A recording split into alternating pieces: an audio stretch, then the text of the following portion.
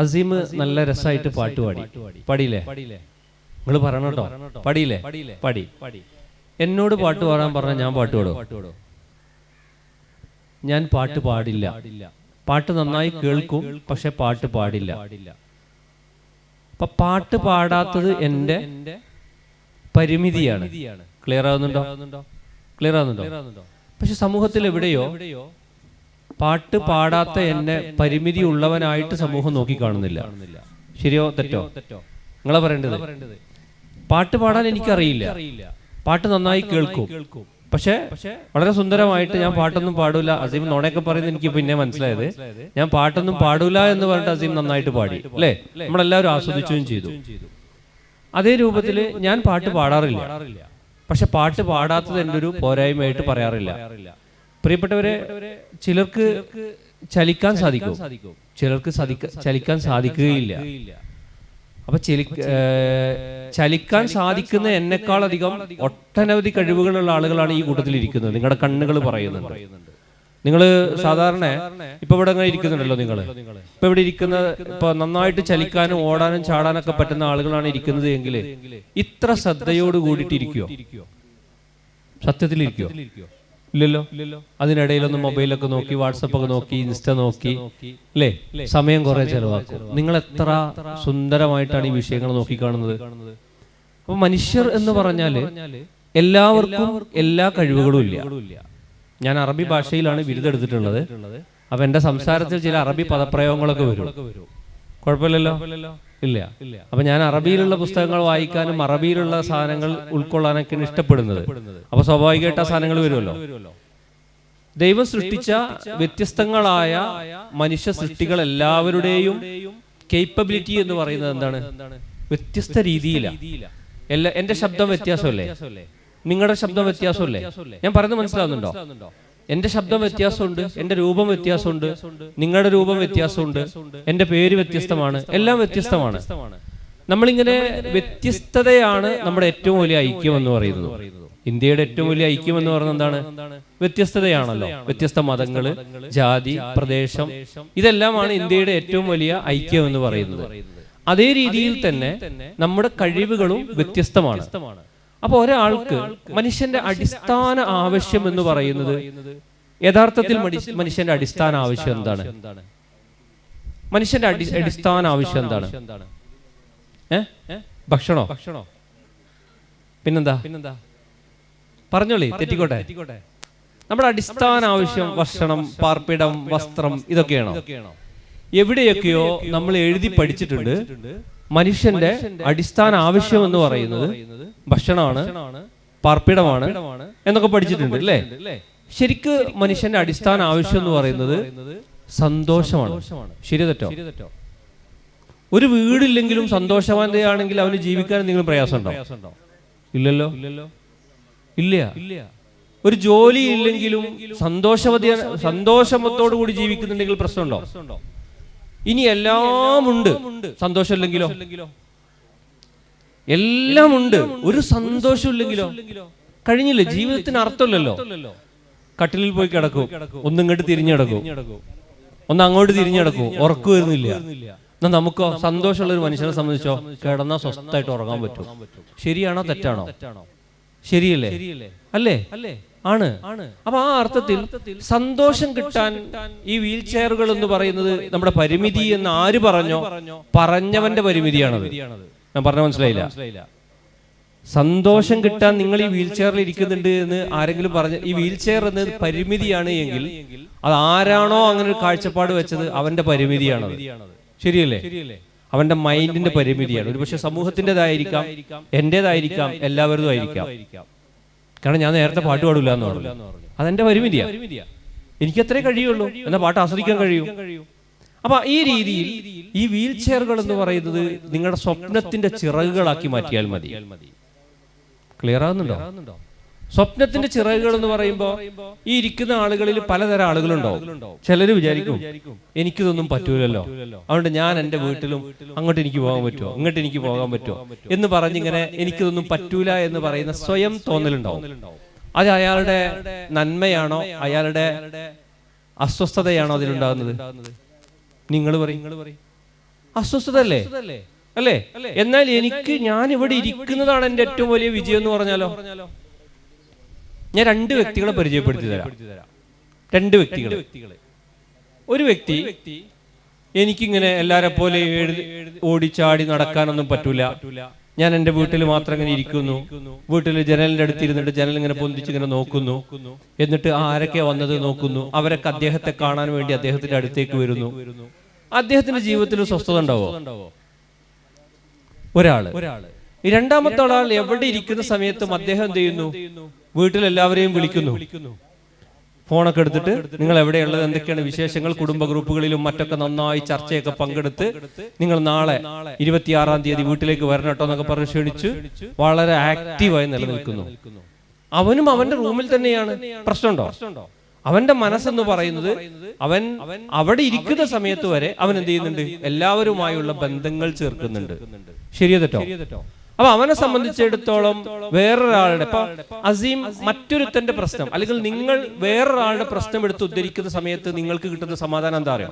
നേരത്തെ അതിനാൻ ഉൾപ്പെടെയുള്ള ആളുകൾ ഇവിടുന്ന് സംസാരിച്ചപ്പോൾ പറഞ്ഞല്ലോ, ഇവിടെ വന്നപ്പോൾ വല്ലാത്തൊരു സംതൃപ്തി കിട്ടിയത്. ആ സംതൃപ്തി എന്താണെന്നറിയോ? നിങ്ങളെപ്പോലുള്ള ആളുകൾക്ക് താങ്ങും തണലുമാകാൻ ഞാൻ ബാധ്യതയും കടമയും കടപ്പാടുമുള്ളവനാണ് എന്ന തിരിച്ചറിവ് എനിക്ക് ലഭിച്ചു എന്നാണ്. ക്ലിയർ ആവുന്നുണ്ടോ? അതിലപ്പുറം വേറൊന്നുമല്ല.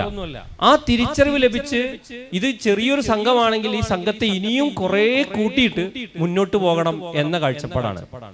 അങ്ങനെയെങ്കിൽ സമാധാനം എന്ന് പറയുന്ന സാധനം ഉണ്ടാകുന്നതാണോ ഉണ്ടാക്കുന്നതാണോ? ചോദ്യം മനസ്സിലായോ? സമാധാനം എന്നുള്ളത് ഉണ്ടാകുന്നതാണോ ഉണ്ടാക്കുന്നതാണോ? കേട്ടില്ല. ഉണ്ടാക്കുന്നതാണ്. ആരുണ്ടാക്കുന്നതാ? നമ്മൾ എന്ന് നിങ്ങൾ അവിടുന്ന് പറഞ്ഞു. നമ്മൾ എന്ന് പറഞ്ഞാൽ ഒന്നാണോ കുറെ ഉണ്ടോ?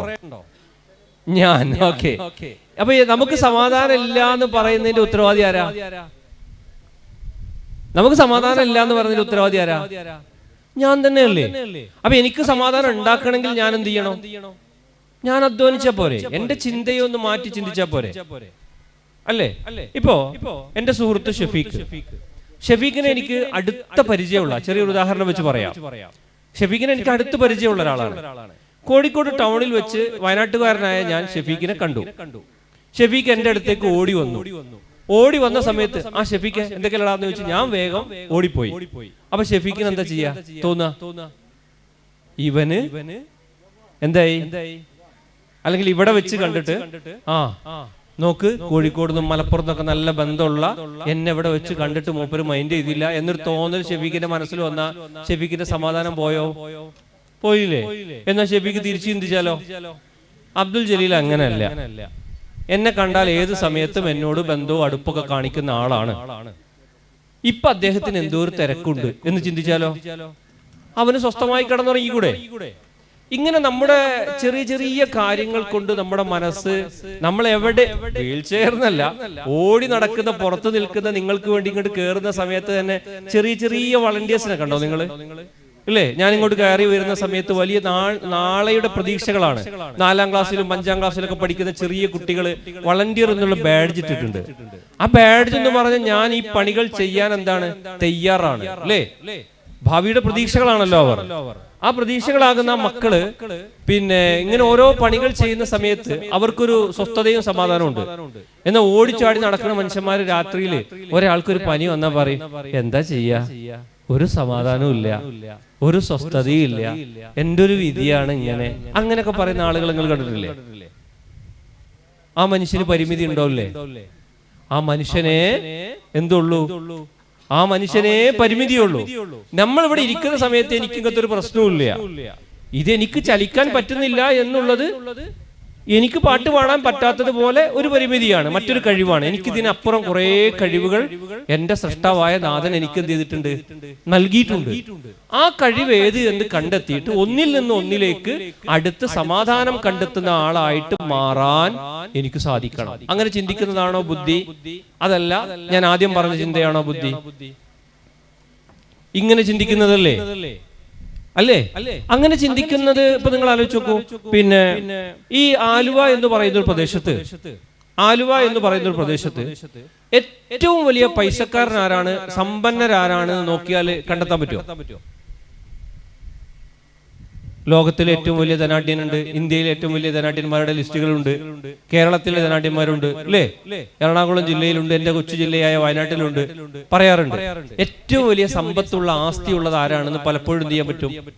ഡോക്യുമെന്റ് സഹിതം തന്നെ എന്ത് ചെയ്യാൻ പറ്റും? കണ്ടെത്താൻ പറ്റും. എന്നാ ഞാൻ ചോദിക്കട്ടെ, നമ്മുടെ സ്വന്തം വാർഡില് ഏറ്റവും പാവപ്പെട്ടവൻ ആരാണെന്ന് കണ്ടെത്താൻ പറ്റുമോ? പോട്ടെ, ഈ ഇരിക്കുന്ന കൂട്ടത്തിൽ വെച്ച് ഏറ്റവും പാവപ്പെട്ടവൻ ആരാണെന്ന് കണ്ടെത്താൻ പറ്റുമോ? ഇല്ല. നോക്കൂ നിങ്ങള് അസീം പോകുന്ന സമയത്ത് എത്ര ആവേശത്തോട് കൂടിയിട്ടാണ് പോകുന്നത്. ഇനിയും കുറെ കർമ്മങ്ങൾ ചെയ്ത് തീർക്കാനുണ്ട് എന്ന കൃത്യമായ ബോധ്യത്തിലാണ്. അപ്പൊ നമുക്ക് അസീം, നമ്മളിലൊക്കെ അറബി ഭാഷയിൽ അസമ എന്ന വാക്കിന് അർത്ഥം മനക്കരുത്ത് എന്നാണ്. അറബി ഭാഷയിൽ അസമ എന്ന വാക്കിന് അർത്ഥം മനക്കരുത്ത് എന്നാണ്. ഖുർആനിലൊരു പ്രയോഗമുണ്ട്, ഫൈദാ അസംത ഫതവക്കൽ അലല്ലാഹ്. നീ ഒരു കാര്യം തീരുമാനിച്ചു കഴിഞ്ഞാൽ ആ തീരുമാനിച്ചാൽ സ്ട്രൈറ്റ് ആൻഡ് ഫോർവേഡ് ആയിട്ട് പോകുക എന്ന് പറയുന്നുണ്ട്. അവിടെ നീ എന്ത് ചെയ്യരുത്? നോക്കി നിൽക്കാൻ പാടില്ല. ആ രീതിയാണ്. ഒരുപക്ഷെ എനിക്ക് നീന്ത അറിയാം, പക്ഷേ ഈ ആലുവ ഈ പുഴ നീന്തി കടക്കാൻ എനിക്ക് എന്ത് ചെയ്യില്ല, സാധിക്കുകയില്ല. ക്ലിയർ ആവുന്നുണ്ടോ? എനിക്ക് നീന്തം അറിയാം, ചിലപ്പോൾ ഒരു സ്വിമ്മിംഗ് പൂളിലൊക്കെ നീന്താനേ എനിക്ക് പറ്റിക്കൊള്ളൂ. പക്ഷെ അസീം നിർവഹിച്ച ഒരു പുഴ പെരിയാർ നീന്തി കടക്കുക എന്നുള്ളത് എനിക്ക് സാധിക്കൂല. പക്ഷെ അസീമിനെ സാധിക്കുന്നത് എന്തുകൊണ്ടാണ്? അവന്റെ ധൈര്യം എന്ന് പറയുന്നത് അവന്റെ ഉള്ളിൽ അവൻ എന്ത് ചെയ്യുന്നുണ്ട്? സന്തോഷം കണ്ടെത്താനുള്ള മാർഗങ്ങൾ എടുക്കുന്നുണ്ട്.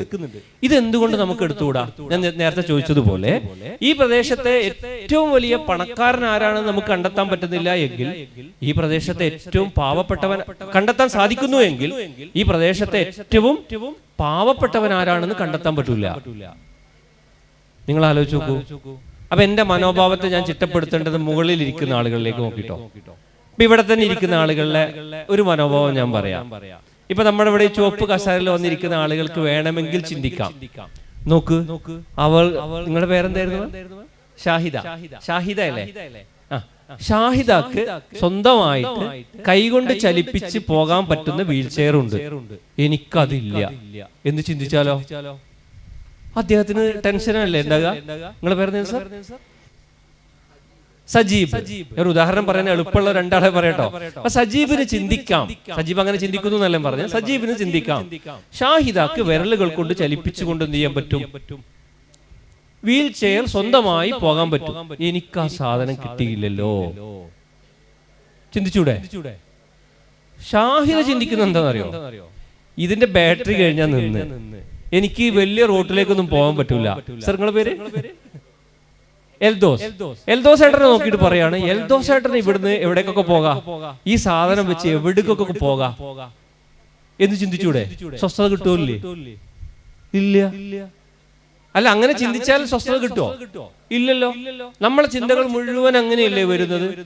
ഇപ്പൊ ഞാൻ ആദ്യം ചിന്തിക്കുന്നത്, എങ്ങനെയെങ്കിലും ഒരു 10 സെന്റ് സ്ഥലം എടുത്തിരുന്നുവെങ്കിൽ എനിക്ക് എന്ത് ചെയ്യാം? 10 സെന്റ് സ്ഥലം എടുത്തിരുന്നുവെങ്കിൽ എനിക്ക് എന്ത് ചെയ്യാം? അവിടെ ഒരു ഷെഡൊക്കെ മറച്ച് കെട്ടിയിട്ട് എനിക്ക് താമസിക്കാലോ. എങ്ങനെങ്കിലും ഒരു 10 സെന്റ് സ്ഥലം ആയാൽ മതിയായിരുന്നു എന്ന് ചിന്തിക്കും.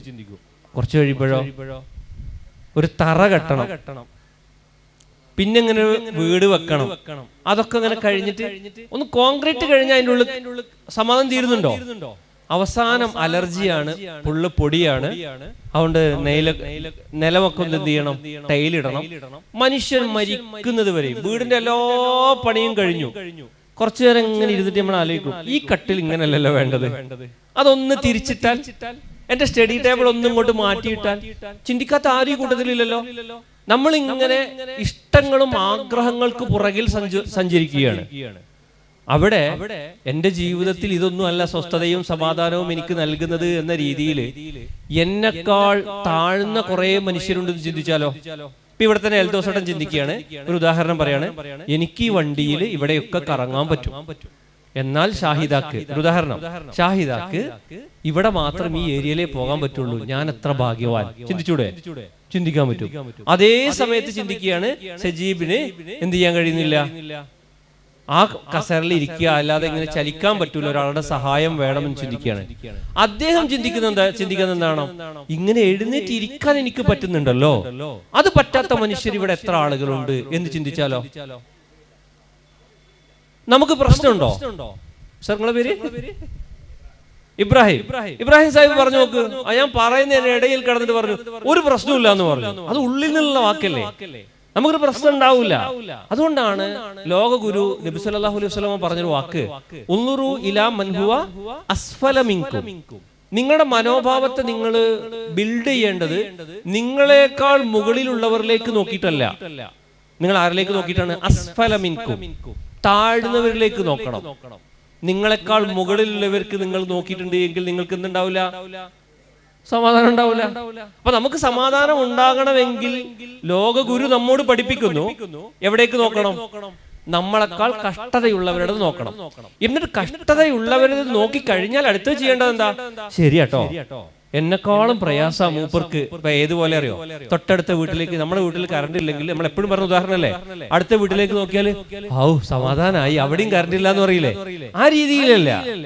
ശരിയാണ്, എന്നെക്കാൾ പരിമിതി അവനുണ്ട് എന്ന് മനസ്സിലായാല് നമ്മുടെ സുഹൃത്ത് വലയത്തിൽ വെച്ച്, പ്രിയപ്പെട്ട സുഹൃത്തെ, നീ എന്നെ സഹായിക്കുന്നതിനേക്കാൾ നല്ലത് ഇവനെ സഹായിക്കലാണെന്ന് പറയുന്ന സമയത്തോ, വയനാട്ടില് ഇപ്പൊ കുറച്ചായിട്ട് അടുത്തായിട്ട് ഇപ്പോ 2018 പുത്തുമലയില് കുറെ ആളുകൾ മരിച്ചില്ലേ?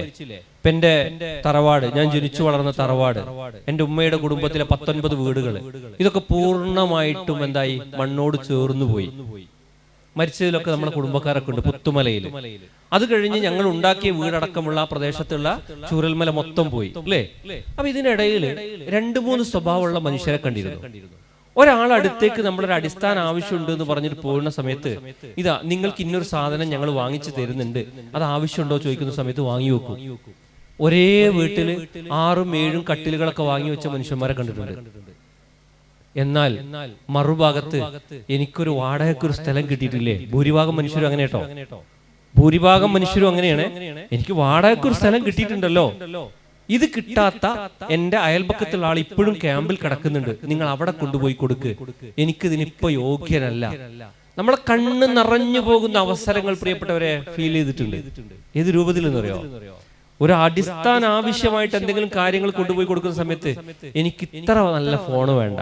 ഒരു പെൺകുട്ടി പറയാണ്, അവളുടെ ടാബ് പോയി, ലാപ്പ് പോയി, ഐഫോണാണ് പോയത്. ഇതൊക്കെ പോയിട്ടോ നമ്മള് പഠിക്കാനായിട്ടൊരു മൊബൈൽ വാങ്ങിച്ചു കൊടുത്ത സമയത്ത് ആ കുട്ടി പറഞ്ഞ വാക്കതാണ്, ആരും അറിയാതെ കൊണ്ടുപോയി കൊടുത്ത സമയത്ത്, സർ ഇത്ര വിലയുടേത് എനിക്ക് വേണ്ട, ഇത്ര വിലയിൽ നിങ്ങൾ തരുന്നതിന് പകരമായിട്ട് ഇത് 2 ആൾക്ക് പകുത്ത് നൽകിയിട്ടുണ്ടെങ്കിൽ ഇതല്ലേ മനുഷ്യത്വം എന്ന് പറയുന്നത്? ആണോ അല്ലേ? ഈ രീതിയിൽ നമ്മൾ ചിന്തിച്ചാൽ, നമുക്ക് അങ്ങനെ ചിന്തിച്ചാൽ നമുക്ക് ദൈവത്തോട് ഇഷ്ടമാണോ അനിഷ്ടമാണോ ഉണ്ടാകുക? ഇഷ്ടല്ലേ? അല്ലെങ്കിൽ ഇങ്ങനെ ഇരുന്നിട്ടുണ്ടെങ്കിൽ നോക്കൂ, പെൽദോസേട്ടൻ ചിന്തിക്കുകയാണ്, ജലീൽ ഇന്ന് 3 മണിക്ക് രാവിലെ ബസ് കയറിയിട്ട് വയനാട്ടിൽ നിന്ന് ഇവിടെ എത്തി, എനിക്ക് അങ്ങനെ എത്താൻ പറ്റുന്നില്ലല്ലോ, എന്തിങ്ങനെ ചിന്തിച്ചിരിഞ്ഞാലോ? അസ്വസ്ഥതയല്ലേ ഉള്ളിലുണ്ടാകുക? എന്നാൽ അവിടെ നേരെ തിരിച്ചു ചിന്തിക്കുകയാണെങ്കിലോ, എനിക്ക് സ്വന്തമായിട്ട് ഇവിടെ വരാൻ പറ്റി, സ്വന്തമായി വരാൻ പറ്റാത്ത എത്ര സുഹൃത്തുക്കൾ എനിക്ക് ഇടയിൽ ഇരിക്കുന്നുണ്ട് എന്ന് ചിന്തിച്ചാലോ എത്രമാത്രം സമാധാനം ഉണ്ടാവും അല്ലേ? അപ്പൊ സമാധാനം എന്ന് പറയുന്നത് ഉണ്ടാക്കുന്നതാണ്. അപ്പൊ എനിക്ക് പാട്ട് പാടാൻ കഴിയില്ല എന്ന് പറയുന്നത് പോലെ, എനിക്ക് ഡാൻസ് ചെയ്യാൻ കഴിയില്ല എന്ന് പറയുന്നത് പോലെ, ഒരുപക്ഷെ ചലിക്കാൻ കഴിയാത്തത് ഒരു പരിമിതിയായിരിക്കാം. എന്നാൽ അതിനേക്കാൾ കഴിവുള്ള ഇഷ്ടം പോലെ സാധനങ്ങളില്ലേ, ഉണ്ടോല്ലേ? ആ കഴിവ് എന്ത് എന്ന് നമ്മൾ കണ്ടെത്തണ്ടേ, ഓരോരുത്തരും കണ്ടെത്തണ്ടേ. അത് കണ്ടെത്തിയിട്ട് അതിന് ആ സ്വപ്നങ്ങൾ നമ്മുടെ ഉറക്കത്തെ കെടുത്തി കളയണം. ആ സ്വപ്നങ്ങൾ നമ്മൾ എന്തിനെ കടത്തി കളയണം? ഉറക്കത്തെ കെടുത്തി കളയണം. എന്നിട്ട് സന്തോഷമുള്ള മറ്റൊരുത്തന്റെ പ്രശ്നം പരിഹരിക്കുക എന്നൊരു മനോഭാവത്തേക്ക് നമുക്ക് നീങ്ങണം. ഇപ്പൊ ദയയുടെ പേര്, ഇവിടെ ദയ എന്ന് പറയുന്ന സാധനം നടത്തുന്നുണ്ട് എങ്കിൽ ഞാൻ മനസ്സിലാക്കുന്നത് ഒരു പറ്റം സംഘം ഇതിനു വേണ്ടി മുന്നിട്ടിറങ്ങാൻ തയ്യാറായ ഒരു സംഘവും, അതോടൊപ്പം തന്നെ ആ സംഘത്തിന് താങ്ങും തണലുമായിട്ട് സാമ്പത്തികമായും ശാരീരികമായും മാനസികമായിട്ടും സപ്പോർട്ട് ചെയ്യുന്ന മറ്റൊരു ടീമും. മനുഷ്യത്വത്തിന്റെ പൂർണ്ണത അല്ലേ? അപ്പൊ ദയയുടെ ഒരു മലയാള ഭാഷയിൽ ഒരു ദയയാണോ ഇത്? അല്ല. ദയയുടെ ബാധ്യതയാണിത്. ദയയുടെ ബാധ്യതയാണിത്. എന്റെ ബാധ്യതയാണിത്. ഇവിടെ നിൽക്കുന്ന ഓരോ നേരത്തെ പറഞ്ഞ MSMകാരനും അതുപോലെ തന്നെ ആശംസ അറിയിച്ച IGMകാരത്തി MGMകാരൊക്കെ പറഞ്ഞില്ലേ, ഈ ദയയുടെ വളണ്ടിയേഴ്സ് എന്നൊക്കെ പറഞ്ഞില്ലേ, ഇത് അവരുടെ ഒരു സേവന പ്രവർത്തനമല്ല. അവരുടെ എന്താണിത്? അവർ എന്ന് പറഞ്ഞാൽ ആ കൂട്ടത്തിൽപ്പെട്ട ഒരാൾ എന്നുള്ള നിലയ്ക്ക് ഞാൻ പറയാണ്, എന്താണത്? ബാധ്യതയാണ്. ബാധ്യതയാണ്. സർ, നിങ്ങളുടെ പേര്? സിയാദ്. സിയാദിന് ഞാൻ 10 രൂപ കൊടുക്കാനുണ്ട്. സിയാദിന് ഞാൻ എത്ര രൂപ കൊടുക്കാനുണ്ട്? 10 രൂപ കൊടുക്കാനുണ്ട്. സർ, നിങ്ങളുടെ പേര്? ശ്രീകാന്ത് അല്ലേ? ശ്രീകാന്ത് അല്ലേ? ശ്രീകാന്ത് എനിക്ക് 1 ലക്ഷം രൂപ തരാനുണ്ട്. ശ്രീകാന്ത് എനിക്ക് 1 ലക്ഷം രൂപ തരാനുണ്ട്. പൈസക്കാരനായിട്ട് ഒരാളെ തോന്നിയത് ശ്രീകാന്തിന് കേട്ടോ, അതുകൊണ്ടാണ് ഞാൻ അങ്ങനെ പറഞ്ഞത്. ശ്രീകാന്ത് എനിക്ക് 1 ലക്ഷം രൂപ തരാനുണ്ട്. ഞാൻ സിയാദിന് എത്ര കൊടുക്കാനുണ്ട്? നിങ്ങൾ പറയണം. 10 രൂപ കൊടുക്കാനുണ്ട്. ഞാന് സിയാദിന് 10 രൂപ കൊടുത്തില്ല. ശ്രീകാന്ത് എനിക്ക് തരാനുള്ള 1 ലക്ഷം രൂപ ഞാൻ വാങ്ങിച്ചില്ല. ഞാൻ മരിച്ചു. നമ്മുടെയൊക്കെ വിശ്വാസപ്രകാരം ഞാന് ദൈവത്തോട് മറുപടി പറയേണ്ടത് എന്തിനാ? 10 രൂപ കൊടുക്കാത്തതിന്റെ പേരിലാണോ? 1 ലക്ഷം വാങ്ങിക്കാത്തതിന്റെ പേരിലോ? 10 കൊടുക്കാത്തതിന്റെ പേരിൽ അല്ല, അങ്ങനെ തന്നെയല്ല ചേച്ചി പറഞ്ഞത്? ആണ്. അപ്പൊ 10 എന്റെ എന്താ സർക്കിൾ പറഞ്ഞ്? ബാധ്യതയാണ്. എന്റെ ബാധ്യതയാണ്. ആ 1 ലക്ഷം എന്റെ എന്താ? അവകാശമാണ്. ഈ 2 വാക്ക് പറഞ്ഞ് ഞാനാണോ? ഈ ബാധ്യത അവകാശം എന്ന് പറഞ്ഞ ഞാനല്ലല്ലോ പറഞ്ഞത്. അല്ലല്ലോ. ഈ 10 എന്റെ എന്താണ്? ബാധ്യതയാണ്. ദൈവത്തിന് മുമ്പിൽ ഞാൻ ഉത്തരം പറയേണ്ടത് എന്തിനാണ്? 10-നാണ് ഉത്തരം പറയേണ്ടത്. എന്നാലോ ഈ 1 ലക്ഷം രൂപ എന്റെ അവകാശമാണ്. പ്രിയപ്പെട്ടവരെ, നമ്മളൊക്കെ അവകാശങ്ങൾ ലഭിച്ചില്ല എന്നുള്ളതിന്റെ പേരിലല്ലേ നിരാശരാകാറുള്ളത്? ആണോ അല്ലേ? ഒരു പിതാവ് പറയാണ്, എന്റെ മകൻ എന്നോട് മാന്യമായി പെരുമാറുന്നില്ല. ഞാൻ എത്ര കഷ്ടപ്പെട്ട അവനെ വളർത്തിയിട്ടുള്ളത്. ഒരു പിതാവ് എന്നുള്ള നിലയ്ക്ക് എന്റെ അവകാശമല്ലേ അത്? അയാൾക്ക് സന്തോഷം ഉണ്ടാകുമോ? സമാധാനം ഉണ്ടാകുമോ? ഒരു സമാധാനം ഉണ്ടാവില്ല അല്ലേ? എന്നാൽ തിരിച്ച് അദ്ദേഹം ചിന്തിച്ചു നോക്ക്, എന്റെ മകൻ അങ്ങനെയൊക്കെ പെരുമാറിക്കോട്ടെ, കുഴപ്പമൊന്നുമില്ല. പക്ഷേ അവൻ ചെറുതാകുന്ന സമയത്ത് അവന് ചെയ്യേണ്ട ബാധ്യതകൾ മുഴുവൻ ഞാൻ നിർവഹിച്ചിട്ടുണ്ട്. എന്റെ ദൈവത്തിന് മുമ്പിൽ ഞാൻ ആ വിഷയത്തിൽ സംതൃപ്തവാനാണ്. സ്വസ്ഥത, സമാധാനം ഉണ്ടാകുക? സ്വസ്ഥത ഉണ്ടാവില്ലേ? അപ്പൊ നമുക്ക് കിട്ടിയില്ല ഇല്ല എന്നുള്ള പരിമിതിയെ കുറിച്ച് നമ്മൾ ചിന്തിക്കുന്നുണ്ട് എങ്കിൽ നമുക്ക് വളരാൻ പറ്റുമോ? ഇല്ല. നമ്മൾ അവിടെ ചിന്തിക്കേണ്ടത് നമ്മുടെ ബാധ്യതാ ബോധമാണ്. ഈ ഇരിക്കുന്ന നിങ്ങൾക്ക് ബാധ്യതകളില്ലേ? എന്താ ബാധ്യത? ഒരാൾ ചിന്തിക്കുക, ഞാൻ ഈ വീൽ ചെയറിൽ ഇങ്ങനെ ഇരിക്കല്ലേ, ഞാൻ ഇങ്ങനെയൊന്നും സംസാരിക്കാൻ വന്നതല്ലോ, ഞാൻ ഇവിടെ വന്നിട്ട് ഇങ്ങനെ സംസാരിക്കണം ഇങ്ങനെ വിചാരിച്ച സമയത്ത് നിങ്ങളുടെ മുഖം എനിക്ക് എന്ത് ചെയ്യുന്നുണ്ട് അറിയോ? ചില പ്രതീക്ഷകളുടെ നാമ്പുകൾ എന്ന് പറഞ്ഞാൽ തന്നെ തെറ്റായിരിക്കും. അതിനേക്കാൾ വലിയ എക്സ്പ്രഷൻ നിങ്ങളിൽ നിന്ന് നമുക്ക് ലഭിക്കുന്നുണ്ട്. ഇത് സാധാരണ ഇവിടെ നീച്ച് ഓടി നടക്കുന്ന മനുഷ്യന്മാരെ ക്ലാസ് എടുക്കുന്ന സമയത്ത് ഇത്ര ആവേശത്തിൽ എനിക്ക് ക്ലാസ് എടുക്കാൻ പറ്റൂല സിയാദേ. സത്യമാ പറഞ്ഞത്. നിങ്ങളെ കാണുമ്പോൾ ആ ഒരു പ്രതീക്ഷയിൽ നിന്നുകൊണ്ടാണ് സംസാരിക്കുന്നത്.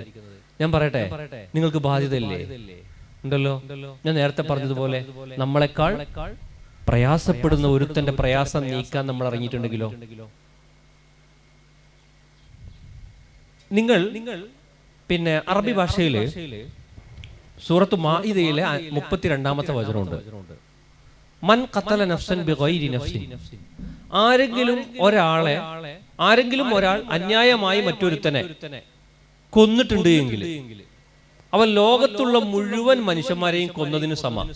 കൊല്ലുക എന്ന് പറഞ്ഞ മനസ്സിലായോ? ഒരാൾ കൊന്നാല് ഇപ്പൊ ഞാൻ ഒരുത്തന്റെ ജീവൻ അപഹരിച്ചിട്ടുണ്ട് എങ്കിൽ അവൻ എത്ര ആളെ അപഹരിച്ചതിന് സമാന്ന് പറയുന്നത്? ലോകത്തുള്ള മുഴുവൻ മനുഷ്യരെയും കൊന്നതിന് സമാന്ന് പറയുന്നു. അങ്ങനെ പറഞ്ഞ ഒരാൾക്ക് തീവ്രവാദിയാകാൻ പറ്റുമോ? ഭീകരവാദിയാകാൻ പറ്റുമോ? നാട്ടിൽ ചിത്രീകരിക്കുന്നുണ്ട് എന്നുള്ളത് വേറെയാണ് അല്ലേ? നമ്മൾക്ക് പത്രം വായിക്കുന്ന സമയത്ത് ഒരു കഞ്ചാവ് പിടിച്ചു എന്ന് പറഞ്ഞാൽ എന്ത് ചെയ്യും? മലപ്പുറത്തുകാരനെ അല്ലെ കഞ്ചാവ് കേസിൽ പിടിച്ചു. അതിനൊപ്പം കോഴിക്കോട്ടുകാർ 6 ആളുണ്ടാവും. ആ കോഴിക്കോട് മെൻഷൻ ചെയ്തിട്ടുണ്ടാവില്ല, ഒരു മലപ്പുറത്തുകാരനെ ഉണ്ടാവുള്ളൂ. പത്രമാധ്യമങ്ങൾ കണ്ടില്ലേ? ആന ചെരിഞ്ഞു എന്ന് പറഞ്ഞപ്പോ എവിടെ ചെരിഞ്ഞു എന്നാ പറഞ്ഞത്? വായിച്ചില്ലേ നമ്മള്? മലപ്പുറം ജില്ലയിൽ ആന ചെരിഞ്ഞു, പിന്നീടാണ് പാലക്കാട് ആയത്. പാലക്കാട് ആയപ്പോ എന്തായി? മലപ്പുറത്തോട് ചേർന്ന പാലക്കാട്ടിൽ ആന ചെരിഞ്ഞു എന്നായി, അല്ലേ? അപ്പൊ അങ്ങനെ ഒരു രാഷ്ട്രീയം നാട്ടിൽ നിലനിൽക്കുന്നുണ്ട്. ആ അർത്ഥത്തിലല്ല ഞാൻ പറയുന്നത്. നിങ്ങൾ ആരെങ്കിലും കൊന്നിട്ടുണ്ട് എങ്കിൽ അവൻ ലോകത്തുള്ള മുഴുവൻ മനുഷ്യനെയും കൊന്നതിനു സമാണ്. അടുത്ത വാക്കെന്താ അറിയോ? വമൻ അഹിയാഹ. ഇത് നിങ്ങൾ കേട്ടോക്ക്. വമൻ അഹിയാഹ. നിങ്ങൾ ആരെയെങ്കിലും ജീവിപ്പിച്ചിട്ടുണ്ട് എങ്കിൽ, നിങ്ങൾ ആരെയെങ്കിലും ജീവിപ്പിച്ചിട്ടുണ്ട് എങ്കിൽ ലോകത്തുള്ള മുഴുവൻ മനുഷ്യരെയും ജീവിപ്പിച്ചതിന് സമ. പ്രിയപ്പെട്ടവരെ, ഒരു പെൻസിൽ വാങ്ങിക്കൊടുക്കലായിരിക്കാം ഒരുത്തിനെ ജീവിപ്പിക്കുക എന്ന് പറഞ്ഞത്. ശരിയാണോ? അല്ലേ? ഒരു സ്കൂട്ടർ വാങ്ങിച്ചു കൊടുക്കുക എന്ന് പറഞ്ഞായിരിക്കും ഒരാളെ ജീവിപ്പിക്കുക എന്ന് പറയുന്നത്. ഒരാൾക്ക് ഒരു പക്ഷെ ഒരു വീൽ ചെയർ വാങ്ങിച്ചു കൊടുക്കലായിരിക്കും അയാളെ ജീവിപ്പിക്കുക എന്ന് പറഞ്ഞത്. അനുഭവിച്ച് ബോധ്യപ്പെട്ടവരല്ലേ നമ്മള്? ആണല്ലോ. ഒരു പക്ഷെ ഒരു ബാഗ് വാങ്ങിച്ചു കൊടുക്കലായിരിക്കും, ഒരു കുട വാങ്ങിച്ചു കൊടുക്കലായിരിക്കും, ഒരു മാസത്തെ ഫീസ് അടക്കലായിരിക്കും, അല്ലേ? അങ്ങനെ നിങ്ങൾ ജീവിപ്പിച്ചിട്ടുണ്ടെങ്കിൽ ലോകത്തുള്ള മുഴുവൻ മനുഷ്യനെയും ജീവിപ്പിച്ചതിന് സമമാണ് എന്നതാണ്. ഈ ഒരു മോട്ടീവാണ് ദയ ഇതിനു വേണ്ടി ഇറങ്ങുന്നത്. മനസ്സിലാവുന്നുണ്ടോ? അപ്പൊ ദയയുടെ ദയയല്ല ഇത്. ദയ എന്ന ഈ സംഘത്തിന്റെ മലയാള ഭാഷയിലെ അർത്ഥത്തിലുള്ള ദയയല്ല ഇത്. ദയയുടെ എന്താണിത്? നേരത്തെ നമ്മൾ പറഞ്ഞത് ബാധ്യതയാണ്. ക്ലിയർ ആവുന്നുണ്ടോ? അപ്പൊ നമുക്കും ഇതേ രൂപത്തിൽ ദയയുടെ പാർട്ടായിക്കൊണ്ട് തന്നെ നമ്മളും എന്ത് ചെയ്യേണ്ടതുണ്ട്? ഇത്തരം ബാധ്യതകൾ നിർവഹിക്കുന്നതിൽ മുഖ്യധാരയിൽ ഉണ്ടാകണോ വേണ്ടേ? ഇനി നേരത്തെ ഷാക്കിർ സാഹിബ് സംസാരത്തിൽ എന്നെ ഏറ്റവും അധികം ഇഷ്ടപ്പെടുത്തി എന്താ അറിയോ? എല്ലാ റിപ്പബ്ലിക് ദിനത്തിലും നിർബന്ധമായിട്ടും ഈ ഒരു സംഗമം ഉണ്ടാവും. അങ്ങനെ തന്നെയല്ലേ സാർ പറഞ്ഞിട്ടുള്ളത്? അതെ, ഉണ്ടാകുന്നു പറഞ്ഞു. പ്ലാൻഡ് ആണ്. ഇനി അടുത്ത റിപ്പബ്ലിക് ആകുന്ന സമയത്ത് എല്ലാരും ഇങ്ങനെ വിളിച്ചിരുത്തണം എന്നത് മാത്രമായിരിക്കും അവർ അജണ്ട? അല്ല. അതിനിടയിൽ നാം ഈ ഇരിക്കുന്ന സംഘം ഇനിയും വർദ്ധിക്കണം. താങ്ങും തണലുമാകുന്ന ആളുകളായിട്ട് ഞങ്ങള് സാധാരണഗതിയിൽ കേരളത്തിലെ മൊത്തം എല്ലാ സ്ഥലങ്ങളിലും നമ്മുടെ കേരള സർക്കാർ വരെ ഏറ്റെടുത്തൊരു മുദ്രാവാക്യമുണ്ട്. എന്താ അറിയോ? വല്ലാത്തൊരു മുദ്രാവാക്യാണ്. തുടക്കം കുറിച്ചത് കോഴിക്കോട് ആസ്ഥാനമാക്കി പ്രവർത്തിക്കുന്നതാണ്. ആ വാക്യാണ് കണ്ണീരൊപ്പാൻ. കേട്ടിട്ടുണ്ടോ നിങ്ങള്? കണ്ണീരൊപ്പാൻ കൈകോർക്കുക. കണ്ണീരൊപ്പാൻ കൈകോർക്കുക എന്ന പദ്ധതിയുടെ ഭാഗമായിട്ട് എല്ലാ ഭാഗത്തും, കേരളത്തിന്റെ എല്ലാ ഭാഗത്തും, ഉത്തരേന്ത്യൻ സംസ്ഥാനങ്ങളിലും, അതുപോലെ തന്നെ GCC-കളില് മലയാളികൾ താമസിക്കുന്നിടത്തൊക്കെ തന്നെ. ഇപ്പൊ റീസെന്റ്ലി ഞാൻ ദമാമിൽ പോയിട്ട് അവിടെ ചെറിയ കുട്ടികൾ ഡ്രോപ്സ് എന്ന് പറഞ്ഞിട്ട്, ചെറിയ കുട്ടികൾ ഡ്രോപ്സ്, അവരൊരു മിഠായി കളിക്കാൻ ഉപയോഗിക്കുന്ന പൈസ ഒരു പാത്രത്തിൽ ഇട്ട് വെച്ചിട്ട് അതിന്റെ എഴുതി വെച്ച വാക്കാണ് കണ്ണീരൊപ്പാൻ കൈകോർക്കുക എന്ന. മറ്റൊരുത്തന്റെ കണ്ണീരൊപ്പാൻ കൈകോർക്കുക എന്നത് ഔദാര്യമായിട്ടല്ല ഈ ദയയും ദയയുടെ മാതൃസംഘടനകളും മോട്ടീവായി കണ്ടിട്ടുള്ളത്. ക്ലിയർ ആവുന്നുണ്ടോ? എന്നാൽ ഇതിനൊക്കെ ഞങ്ങൾ ഇങ്ങനെ ചെയ്താൽ ഇതിനെന്തുണ്ട്? ദൈവത്തിന്റെ അടുത്ത് പ്രതിഫലമുണ്ട് എന്നതാണ്. ഈ ദൈവത്തിന്റെ അടുത്ത് ഒരാളെ കണ്ടു, നമ്മളൊന്ന് ചിരിച്ചു. ചിരിക്കണ സമയത്തോ ഞാനും അയാളും തമ്മിലുള്ള ബന്ധം കൂടുമെന്നല്ല ചിന്തിക്കുന്നത്. എനിക്കിതിനെന്തുണ്ട്? എൽദോ സാറിനെ കണ്ടു, ഞാനൊന്ന് കൈകൊടുത്തു, ചിരിച്ചു. എന്റെ മനുഷ്യൻ എന്നുള്ള രൂപത്തിലൊരു ബാധ്യതയാണത്. അതിനെനിക്ക് ദൈവം എനിക്ക് പ്രതിഫലം നൽകും. നിങ്ങളിങ്ങനെ നടന്നു പോകുന്ന സമയത്തൊന്ന് കൈ പിടിക്കാൻ ശ്രമിച്ചു, ഞാൻ പിടിച്ചിട്ടൊന്നുമില്ല, എനിക്ക് പിടിക്കണം എന്ന തോന്നലുണ്ടായി, എനിക്ക് ദൈവത്തിന്റെ പ്രതിഫലം ലഭിക്കും എന്ന രീതിയിൽ നമ്മൾ ചിന്തിക്കുന്നുണ്ട് എങ്കിൽ ഈ ഒരു ഇരുത്തം എന്ന് പറയുന്നത് അസ്വസ്ഥതയാണോ സ്വസ്ഥതയാണോ? അന്തങ്ങളൊന്നും ഉണ്ടാത്. അടുത്തൊരു വാക്യം വരട്ടെ. ഈ എല്ലാ പ്രസംഗങ്ങളുടെയും തുടക്കത്തിൽ അറബിയിൽ പറഞ്ഞൊരു വാക്കുണ്ട്, വത്തഖുല്ല. വത്തഖുല്ല എന്ന് പറഞ്ഞാല് നിങ്ങൾ ദൈവത്തെ സൂക്ഷിക്കണം. മസ്തതഅതു, നിങ്ങളുടെ കേപ്പബിലിറ്റിക്ക് അനുസരിച്ചുകൊണ്ട്, ഓരോരുത്തരുടെ കഴിവിനനുസരിച്ച് സൂക്ഷിക്കണം. ഒരാൾ ഒരു പക്ഷേ രാത്രിയിലൊക്കെ ഉറക്കൊഴിവാക്കിയിട്ട് കുറേ ഭജന ഇരുന്ന് പ്രാർത്ഥിച്ചേക്കാം, അയാൾക്ക് അതിന് സാധിക്കും. മറ്റൊരാൾക്ക് അത്ര സാധിച്ചോളണമെന്നില്ല. നമുക്ക് ഓരോരുത്തരുടെയും കഴിവനുസരിച്ച് ചെയ്താൽ മതി. ക്ലിയർ ആവുന്നുണ്ടോ? ഇപ്പോ പിന്നെ ആരാധനാ കർമ്മങ്ങൾ നിർവഹിക്കുന്നിടത്ത് തന്നെ ഇപ്പൊ ഇസ്ലാമികപരമായിട്ട് ആരാധനാ കർമ്മം നിർവഹിക്കുമ്പോൾ ളുഹർ ബാങ്ക് കൊടുത്താൽ ഒരാൾ 4 റക്അത്ത് നമസ്കരിക്കണം. 4 റക്അത്ത് നമസ്കരിക്കണം. നമ്മുടെ നാട്ടിലെ പിന്നെ ബസ്സിൽ കയറിയാൽ നിങ്ങൾക്ക് ഇളവുകളില്ലേ? ഉണ്ടല്ലോ. എന്നാൽ ഈ നമസ്കാരത്തിൽ അവർക്ക് ഇളവുകൾ പറയുന്നുണ്ടോ? ഇല്ല. എന്താണെന്നറിയോ? അവിടെ 2 കാലിൽ നിന്ന് നമസ്കരിക്കുന്നവന് വേറെ എന്തൊക്കെയോ പരിമിതിയുണ്ട്. അവൻ 4 നിസ്കരിക്കണം. ഒരുപക്ഷെ ചലിക്കാൻ പറ്റാത്ത ഒരു മനുഷ്യന് എന്താണ്, അവനും 4 നമസ്കരിക്കണം. 2 പേരും എന്താണ്, സമമാണ്. ഏതാ വേണ്ടത്? നേരത്തെ പറഞ്ഞ ഒരു സഹതാപ തരംഗമാണോ വേണ്ടത്, അതല്ല ഒരു കൈത്താങ്ങാണോ വേണ്ടത്? കൈത്താങ്ങല്ലേ? ഉറപ്പല്ലേ? ഇപ്പൊ എന്റെ ഉപ്പ മരിച്ചിട്ട് 7 മാസമായി. ഉപ്പ 2013 പെട്ടെന്ന് സ്ട്രോക്ക് വന്ന് മൊത്തം തളർന്നുപോയി. നാവൊന്നും കാണൂലായിരുന്നു. ഒരു ഭാഗം പൂർണ്ണമായും തളർന്നു എന്ന് പറഞ്ഞാൽ എഴുന്നേറ്റ് നടക്കാനാവില്ല, സംസാരിക്കാനാവില്ല, ഒന്നും പറയാനാവില്ല. പ്രിയപ്പെട്ട സജ്ജാദ് ഫാറൂഖിക്ക് വന്ന് നല്ലൊരു ആത്മബന്ധം പാലിക്കുന്ന ഒരാളായിരുന്നു ആ ഉപ്പ. ഞാൻ ആ ഉപ്പാനോട് പറഞ്ഞെന്താരോ, ഉപ്പ നിങ്ങൾക്ക് സുഖമില്ലാത്തതിൽ ഏറ്റവും അധികം സന്തോഷിക്കുന്നത് ഞാനാ. ഇവനെന്താ ഇങ്ങനെ പറഞ്ഞു തോന്നുന്നുണ്ട് നിങ്ങൾക്ക്? നിങ്ങൾക്ക് സുഖമില്ലാത്തതിൽ ഏറ്റവും അധികം സന്തോഷിക്കുന്നത് ഞാനാണ്. കാരണം എന്താണ്? നിങ്ങൾ ഈ 2013 വരെ ഞങ്ങളെ 3 മക്കളെയും ഉമ്മയെയും നോക്കാനായിട്ട് കൂലിപ്പണിയെടുത്ത് കഷ്ടപ്പെട്ട് ജീവിച്ചിട്ടുണ്ട്. ഇനി നിങ്ങൾക്ക് സ്വസ്ഥമായി വീട്ടിലിരിക്കാം. ഈ മകൻ നിങ്ങളെ നോക്കും. ക്ലിയർ ആവുണ്ടോ? അപ്പൊ എന്നോട് ചെയ്തത്, എന്നെ അത്രയും കാലം വളർത്തിയത് കുറഞ്ഞ കാലങ്ങൾ കൊണ്ട് എനിക്ക് നിർവഹിക്കാൻ പറ്റുമോ? ഞാനിപ്പോൾ ഒരു സ്കൂളിലെ അധ്യാപകനാണ്. ഇന്ന് വളർന്നു വരുന്ന സമൂഹത്തിന് മുമ്പ് നമ്മൾ കണ്ടതിൽ നിന്ന് നമ്മളൊക്കെ പഠിച്ച രൂപത്തിലുള്ള മൂല്യബോധങ്ങൾ കൂടുന്നോ കുറയുന്നു എന്നല്ലേ? അത് ഞാൻ നോക്കിക്കാണുന്നത്, എന്നെ പോലുള്ള അധ്യാപകരാകുന്ന സമയത്ത് കുറയാൻ പാടില്ല എന്ന ഉറച്ച പ്രതിജ്ഞ എടുത്തുകൊണ്ട് മുന്നോട്ട് നീങ്ങാൻ പരമാവധി പരിശ്രമിക്കാറുണ്ട്. അപ്പൊ അതില് പിന്നെ എന്റെ ഉപ്പ വീട്ടിലുണ്ടായിരിക്കെ എന്റെ 4 മക്കള് പഠിച്ചൊരു സന്ദേശമുണ്ട്. എന്താണെന്നറിയാം നിങ്ങൾക്ക്? ഞാൻ എത്രത്തോളം എൻ്റെ ഉപ്പയോട് കെയർ ചെയ്യുന്നോ ആ കെയറിങ് നാളെ എൻ്റെ മക്കൾ എനിക്ക് തരും. മനസ്സിലായോ?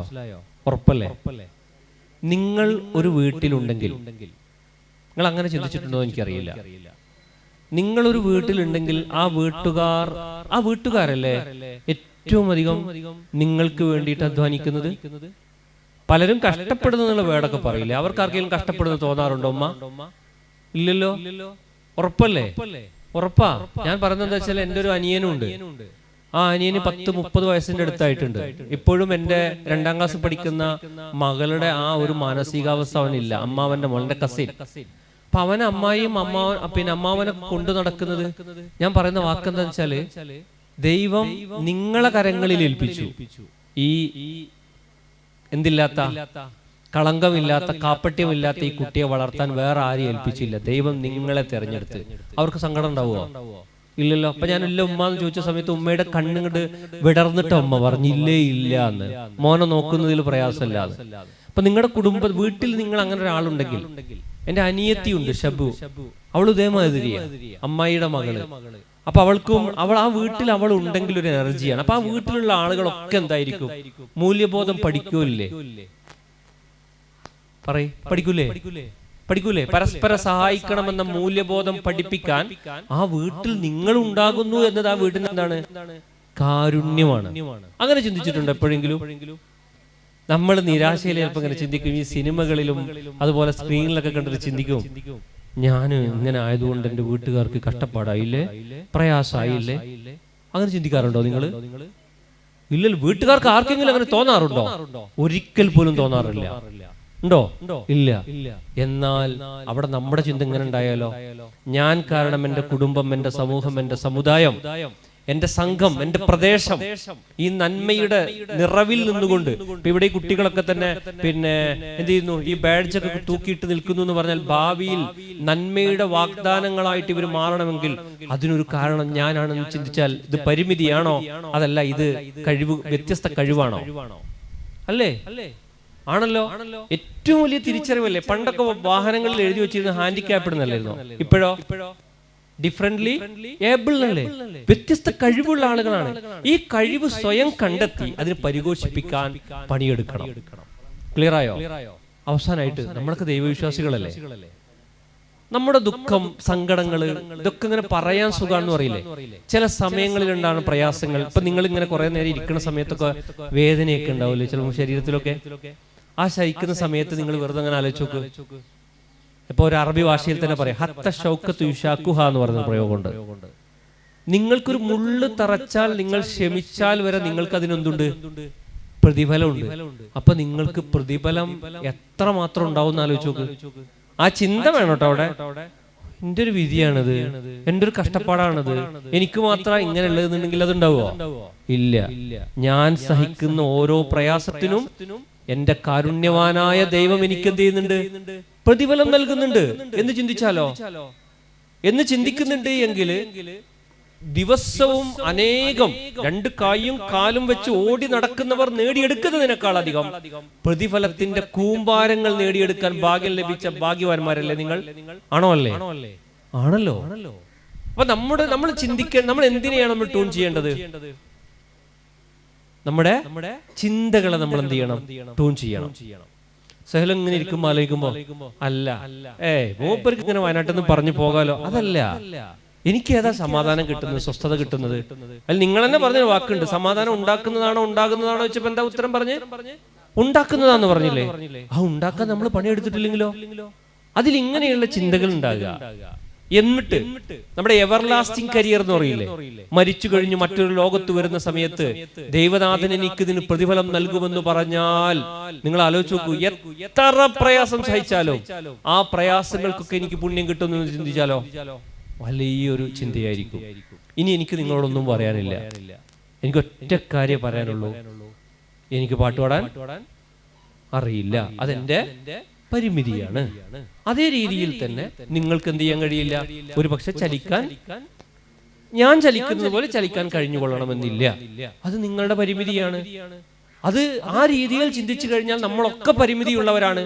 ആരും എന്തില്ല? പൂർണ്ണരുണ്ടോ? ഒരു മനുഷ്യൻ പൂർണ്ണരില്ല.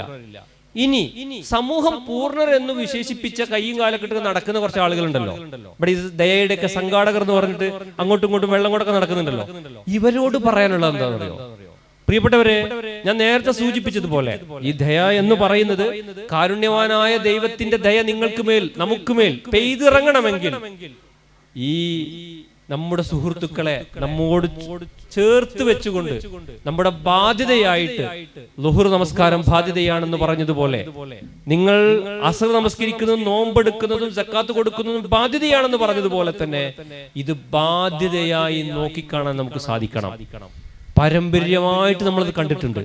ആ രീതിയിൽ തന്നെ മുമ്പ് ആ പാരമ്പര്യം തുടങ്ങി വെച്ചത് തുടർച്ചയുണ്ടാകാൻ നമ്മൾ ആ ബാറ്റൻ നമ്മുടെ ഈ ചെറിയ പിഞ്ചു മക്കൾക്ക് കൈമാറണം. അതാണ് കാലഘട്ടം തേടുന്ന ഏറ്റവും വലിയ ചിന്ത എന്ന് പറയുന്നത്. സമ്പത്ത് ചെലവാക്കേണ്ടവർ സമ്പത്ത് ചെലവാക്കണം, അധ്വാനം ചെലവാക്കേണ്ടവർ അധ്വാനം ചെലവാക്കണം. പരിശുദ്ധ ഖുർആനിലെ 61-ാം അധ്യായത്തിലെ വളരെ ശ്രദ്ധേയമായ ഒരു പ്രയോഗമുണ്ട്. യാ അയ്യുഹല്ലദീന ആമനു, അല്ലയോ വിശ്വാസി സമൂഹമേ, ഹൽ അദുല്ലുക്കും, ഞാൻ നിങ്ങൾക്ക് അറിയിച്ചു തരട്ടെയോ എന്ന ചോദ്യമാണ്. തിജാറ, ഒരു ട്രേഡിങ്ങിനെ കുറിച്ച് അറിയിച്ചു തരട്ടെയോ? ട്രേഡിംഗ് എന്ന് ഉപയോഗിക്കുന്ന വാക്കല്ലേ അല്ലെ? ഒരു ട്രേഡിങ്ങിനെ കുറിച്ച് ഞാൻ നിങ്ങൾക്ക് അറിയിച്ചു തരട്ടെയോ? നിങ്ങൾക്ക് ലാഭം ലഭിക്കുന്ന ഒരു കച്ചവടത്തെ കുറിച്ച് ഞാൻ നിങ്ങൾക്ക് അറിയിച്ചു തരട്ടെയോ? ആ കച്ചവടം എന്താണെന്നറിയോ? ഒന്ന് ശരീരം കൊണ്ട് അധ്വാനിക്കണം. ശരീരം കൊണ്ട് അധ്വാനിക്കണം. സഹായം വേണ്ടവർക്ക് കൈത്താങ്ങായി മാറാൻ സാധിക്കണം. മറ്റൊന്ന് സമ്പത്ത് കൊണ്ട് നിങ്ങൾ ഇറങ്ങിത്തിരിക്കണം. ഇത് രണ്ടുമുണ്ടെങ്കിൽ അതാകുന്നു ഫഖദ് ഫാസ ഫൗസൻ അലീമ, അതാകുന്നു മഹത്തരമായ വിജയം എന്നത് പരിശുദ്ധ വേദപുസ്തകത്തിലെ വാക്യങ്ങൾ എന്ന് പറയുന്നത് ഓതി തീർക്കാനോ വായിച്ചു തീർക്കാനോ പ്രസംഗിച്ചു തീർക്കാനോ അല്ല, ജീവിച്ച് അനുഭവിച്ച് അതിന്റെ അനുചരന്മാരായി മതാചാര്യന്മാരായി വർത്തിക്കാനാണ്. അതിന് നമുക്ക് ഓരോരുത്തർക്കും സാധിക്കണം. ഇവിടെ ഇരിക്കുന്നവരെക്കാളധികം കടമയും കടപ്പാടും ഈ വിഷയത്തിൽ നമുക്കുണ്ട് എന്ന തിരിച്ചറിവ് ഓരോരുത്തർക്കും ഉണ്ടാകണം. അതോടൊപ്പം ഞാനിപ്പോ ഒരാളെ വിളിച്ചിട്ട് പറയാണ്, എന്റെ നാട്ടില് ഒരു സുഖമില്ലാത്ത ഒരാളുണ്ട്, അയാൾക്ക് പ്രസംഗങ്ങളുടെ പേര് ഖാലിദ് സാഹിബിനെ ഞാൻ വിളിച്ചു പറയണേ, ഖാലിദ് പിന്നെ എന്റെ വയനാട്ടില് ഒരു കിടപ്പിലായ ഒരു രോഗിയുണ്ട്, അയാളെ സഹായിക്കാൻ നിങ്ങൾ എന്തെങ്കിലുമൊക്കെ ഒന്ന് തരണം എന്ന് പറഞ്ഞാൽ അദ്ദേഹം സഹായിക്കൂലേ? ഉറപ്പല്ലേ? എന്നാൽ അതിന് പകരമായിട്ട് ആര് വിളിച്ചു പറയാ? സിയാദല്ലേ? സിയാദ് വിളിച്ചു പറയാണ്, ഖാലിദ് സാഹിബെ, ഞാൻ സിയാദാണ്, എന്റെ തൊട്ടടുത്ത പ്രദേശത്ത് ഇങ്ങനെ ഒരു സുഖമില്ലാത്തൊരു മനുഷ്യനുണ്ട്, ആ മനുഷ്യനെ സഹായിക്കാൻ നിങ്ങൾ എന്തെങ്കിലും തരണം എന്ന് പറഞ്ഞാല് ഖാലിദ് സാഹിബ് ഞാൻ പറഞ്ഞതിനാണോ കൂടുതൽ വില കൊടുക്കുക, സിയാദ് പറഞ്ഞതിനാണോ? ഒരു തർക്കവും ഇല്ല. ആര് പറഞ്ഞതിനായിരിക്കും?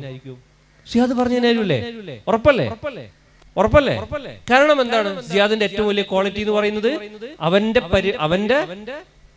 അവന്റെ പരിമിതിയേക്കാൾ പരിമിതിയുള്ള മനുഷ്യരുണ്ട് എന്ന തിരിച്ചറിവാണ്.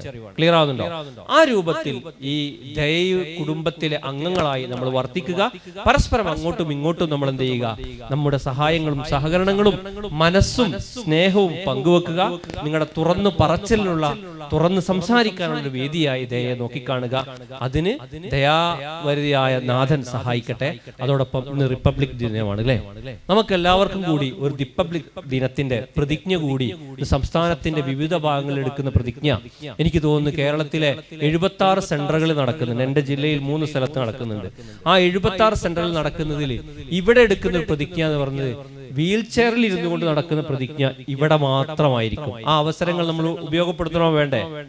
അല്ലേ? നമ്മുടെ രാജ്യത്തിന്റെ അല്ലേ അഖണ്ഡത കാത്ത് സംരക്ഷിക്കാൻ വേണ്ടിയിട്ട് ആ പ്രതിജ്ഞ നമുക്ക് എടുത്ത് പിരിയാമെന്ന് തോന്നുന്നു. ഞാൻ പിരിയും, നിങ്ങൾ ഇവിടെ തുടരണമെന്നും കൂടി ഉദ്ദേശിക്കുന്നു. പരസ്പരം പ്രാർത്ഥിക്കുക. എല്ലാവിധ ദൈവത്തിന്റെ അനുഗ്രഹങ്ങളും ഉണ്ടാകട്ടെ. അപ്പൊ സമാധാനം നിറഞ്ഞത് ഉണ്ടാക്കുന്നതാണ്. അവകാശങ്ങളെ കുറിച്ചല്ല ചോദിക്കുക, ബാധ്യതയെ കുറിച്ചാണ് ചോദിക്കുക. ആ ബോധമുള്ളവരായി നമ്മൾ മാറുക.